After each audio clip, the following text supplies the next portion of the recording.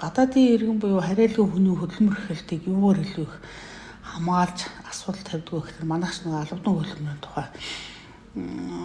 конвенцууд нэгдсэн байдаг. Тэгэхээр энэ конвенцийн хүрээнд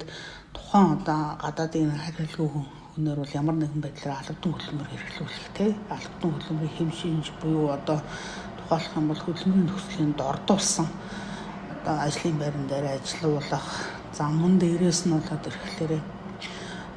ямар нэгэн одоо бичиг баримтын барьцаалаад тухайн хүнийг явуулахгүй байх буюу орчин гадаад эргүүлээ ирэх их орондоо буюу ямар нэгэн байдлаар жижиг хөдөлгөөний хязгаарлах замун дээрээс нь яхахын цалин өсгөө ажиллуулах илүү хэд илүү цагаар ажиллуулах тэр гэсэн за мөн тухайн хүнийг болоод ирэхлээр хөдөлмөрийн эрүүлэх аюулгүй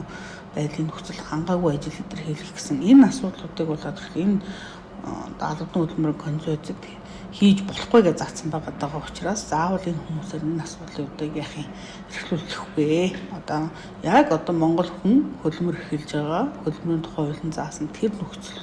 хэмжээнд нь бол юм байна ажиллуулна. За тэгээ энэ хүмүүсийн эрх ашигтай холбоотой асуудлыг болоод ирэхлээр хөдөлмөрийн тухай хуулиас гадна